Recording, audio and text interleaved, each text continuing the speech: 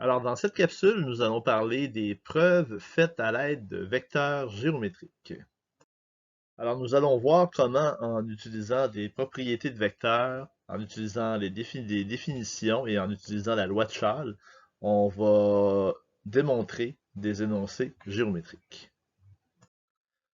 Allons-y d'un premier exemple. On vous dit soit un triangle ABC et soit M le point milieu du côté BC. Vous avez un petit schéma au bas de l'écran qui vous montre qu'est-ce que c'est exactement. Démontrez que le vecteur AM est égal à 1/2 fois le vecteur AB plus 1/2 fois le vecteur AC. Alors, vous avez le schéma donc au bas de l'écran. Et on va commencer cette preuve avec l'hypothèse suivante. On sait que M, c'est le milieu de BC. Alors, forcément, ben, on sait que BM, c'est égal à MC.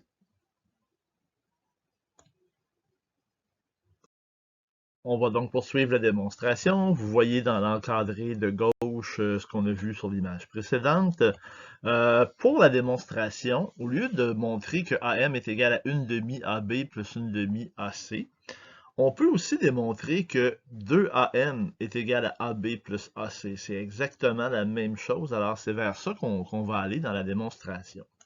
Donc, première chose, on peut voir sur le schéma que le vecteur AM est égal à AB plus BM. Et on peut affirmer une telle chose grâce à la loi de Charles. C'est important dans les prochaines évaluations que vous connaissiez les noms des règles, parce qu'il y aura des points accordés à ça aussi, à ce que vos justifications soient faites de façon correcte.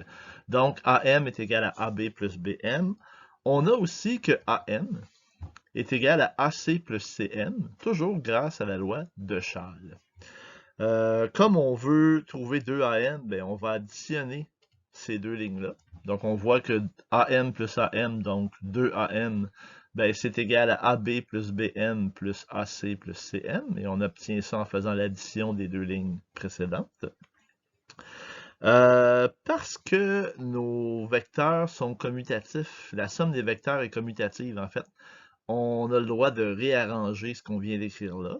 Donc, on peut écrire que 2AM, ben, c'est égal à AB plus AC plus BM plus CM. Donc, grâce à la commutativité de l'addition des vecteurs. Et maintenant, ben, si on regarde notre schéma, on peut voir que le vecteur BM et que le vecteur CM, ce sont deux vecteurs opposés. Alors, on peut écrire tout simplement que 2AM, ben, c'est égal à AB plus AC plus le vecteur nul, parce que le vecteur BM est égal à moins le vecteur CM. Et comme le vecteur nul, ben, c'est l'élément neutre pour l'addition, ben, on peut écrire que 2AM est égal à AB plus AC. Et c'est ce que nous voulions démontrer. On voulait démontrer que 2AM est égal à AB plus AC. Plutôt qu'écrire à chaque fois, c'est ce que nous voulions démontrer, il y a une abréviation qui est reconnue, qui est l'abréviation CQFD, qui veut dire ce qu'il fallait démontrer, qu'on écrit habituellement à la fin des démonstrations. Donc, quand on a terminé, ben, on écrit CQFD, et ça veut dire que notre démonstration est terminée. Alors, on va voir maintenant une autre démonstration de la même propriété, hein, que le vecteur AM est égal à 1/2 fois le vecteur AB plus 1/2 fois le vecteur AC. Mais au lieu de faire comme dans l'autre démonstration, en partant de AM plus AM, on va plutôt partir de AB plus AC. On va partir du côté droit vers le côté gauche. Alors, on sait que le vecteur AB, ben, c'est le vecteur AM plus MB, toujours grâce à la loi de Charles. On sait aussi que le vecteur AC, ben, c'est le vecteur AM plus MC, encore une fois avec la loi de Charles. Alors, si on additionne les deux, AB plus AC, ben, en additionnant les deux lignes, ça me donne que c'est AM plus MB plus AM plus MC, donc en additionnant les deux lignes précédentes. Et comme la somme de vecteurs, c'est commutatif, ben, on peut redisposer nos vecteurs en mettant les deux AM ensemble. Donc, ça va nous donner AB plus AC qui va être égal à AM plus MB plus MC, parce que la somme de vecteurs, c'est commutatif. Et comme par hasard, hein, ben, MB et MC, ce sont des vecteurs opposés l'un de l'autre.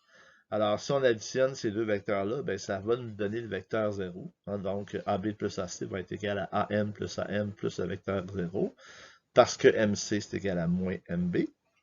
Et finalement, ben, on a que AB plus AC, ben, c'est égal à 2AM, parce que le vecteur 0, ben, c'est l'élément neutre pour l'addition.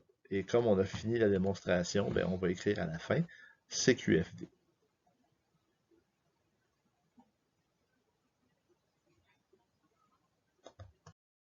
Alors, c'est pas nécessairement facile les démonstrations à l'aide de vecteurs géométriques. C'est facile quand on voit la solution toute faite, mais quand il faut la trouver soi-même, c'est pas toujours évident. Vous allez sûrement travailler fort dans les exercices qui vont accompagner cette capsule vidéo, mais on va voir d'autres exemples de démonstration. Ça va vous aider à voir comment on peut construire ce genre de démonstration-là. On vous dit dans l'exemple suivant, soit un hexagone régulier, qu'on va appeler ABCDEF. C'est quoi un hexagone régulier? Donc, c'est un hexagone où tous les côtés ont la même longueur. Sachant que les côtés AB, BC et CD sont respectivement parallèles aux côtés DE, EF et FA, montrez que AB plus AC plus AD plus AE plus AF, c'est égal à 3 fois le vecteur AD. Alors, on va faire cette démonstration-là en utilisant bien sûr nos hypothèses de départ. Donc, comme l'hexagone est régulier et que les côtés AB et ED sont parallèles, ou DE sont parallèles, ben à ce moment-là, on sait que AB va être égal à ED. On sait aussi que BC, ça va être égal à FE. Et on sait que CD, ce sera égal à AF. Alors, ce sont les hypothèses qu'on a pour commencer la démonstration. Alors, pour la preuve de notre affirmation, ben, on a que AB plus AC plus AD plus AE plus AF, on veut montrer que c'est égal à 3 AD, alors on va faire apparaître des AD. Comment on va faire pour les faire apparaître? Ben, on a remplacé le vecteur AC, que vous avez ici dans l'hexagone, par AD plus DC. Et ça, on peut faire ça grâce à la loi de Schall. Même chose pour le vecteur AE. Le vecteur AE, ben, on peut dire que c'est AD plus DE. Alors ça aussi, on le fait apparaître grâce à la loi de Schall. On a laissé le vecteur AF tel quel, on a laissé le vecteur AB tel quel. Reste maintenant, on a fait apparaître nos 3 AD. Reste maintenant à montrer que les vecteurs AB, DC, DE et AF s'annulent entre eux. Pour ça, ben, on peut constater que le vecteur DE, qui est ici, c'est l'opposé du vecteur AB. Alors, le vecteur DE, on va le remplacer par le vecteur BA. Même chose pour le vecteur AF. Le vecteur AF, c'est l'opposé du vecteur DC. Alors, le vecteur AF, on va le remplacer par CD. Et ça nous donne la somme que vous avez à l'écran. Ensuite, on peut redisposer nos vecteurs parce qu'on sait que la somme des vecteurs, ben, c'est commutatif. Alors, ça devient AD plus AD plus AD plus AB plus BA plus DC plus CD. Et comme AB et BA, c'est des vecteurs opposés, comme DC et CD, c'est des vecteurs opposés, ben, ça nous permet d'affirmer que ben, 3AD plus vecteur 0 plus vecteur 0, ben, c'est égal à ce qu'on avait à la ligne précédente.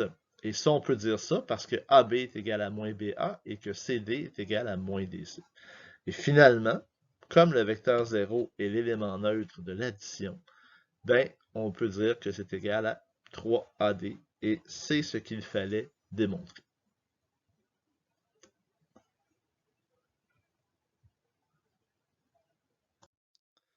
Alors, une dernière démonstration pour aujourd'hui. On veut démontrer que les diagonales d'un parallélogramme se coupent en leur milieu. C'est une propriété que vous connaissez probablement, mais là, on va démontrer que c'est vrai, peu importe le parallélogramme qu'on a. Vous avez donc le schéma d'un parallélogramme ici. Nos hypothèses qu'on va utiliser, ben, comme c'est un parallélogramme, ben, on sait que le vecteur AB va être égal au vecteur CD et que le vecteur AC va être égal au vecteur BD. Et le point P que vous voyez à l'écran, on l'a placé au milieu du segment AD. Donc, le vecteur AP va être égal à PD. Ce qu'il faut montrer, c'est que le vecteur CP est égal à PB. Si j'arrive à montrer ça, ben ça veut dire que les deux diagonales, qui sont AD et CB, se coupent en un point qui est le milieu de chacun des segments. Alors,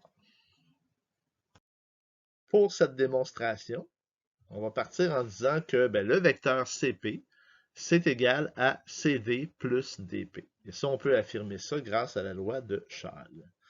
Ensuite, ben, comme CD et AB, c'est la même chose, on va remplacer donc CD par AB. Comme DP et PA, c'est la même chose, ben, on va remplacer DP par PA. Et grâce à la commutativité de la somme des vecteurs, ben, on va réorganiser la somme. Au lieu de dire AB plus PA, on va dire PA plus AB. Et grâce à la loi de Charles, encore une fois, ben, PA plus AB, ce sera égal à PB. Alors, qu'est-ce qu'on vient de démontrer? Ben, on vient de démontrer que notre vecteur CP, ben, il est égal au vecteur PB. Donc, le point de rencontre où on a les deux diagonales, ben, ça se trouve à être le milieu également du vecteur CB. Et encore une fois, ben, c'est ce qu'il fallait démontrer. Alors, ça termine la matière pour cette capsule, la dernière d'ailleurs sur les vecteurs géométriques. On va passer la prochaine fois aux vecteurs algébriques. Les exercices que vous avez à faire, vous avez la page 417 des notes de cours et la page 213 du manuel, les numéros 6 et 7. Je vous préviens, vous allez trouver ça difficile. C'est pas une série d'exercices faciles. C'est pas facile les démonstrations de vecteurs avec des vecteurs géométriques. J'oserais même dire que je pense que c'est la partie peut-être la plus difficile du cours, cette partie-là qu'on a faite aujourd'hui, parce que de voir une démonstration puis de la comprendre, c'est une chose, mais d'en construire soi-même, c'en est une autre. Et ça va peut-être des fois vous prendre du temps à y arriver. Le conseil que je vous donne, essayez, essayez, essayez encore. Si ça ne fonctionne pas, prenez une petite pause, réessayez un peu plus tard, puis là, à un moment donné, vous allez avoir la lumière au bout du tunnel, puis à un moment donné, ça va fonctionner. Mais c'est pas évident que le premier coup, vous allez arriver, puis vous allez rédiger votre rédaction, votre démonstration comme ça. Ça va peut-être demander certains efforts, c'est pas facile. Alors là-dessus, ben, merci de votre écoute et ben, on se reparle bientôt.